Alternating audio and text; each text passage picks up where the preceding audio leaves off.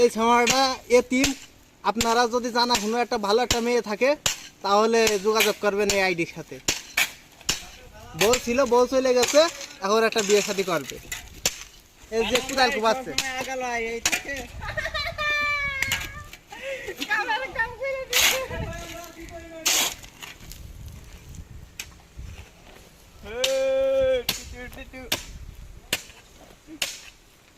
হালা ভাজা, হালা ভাজা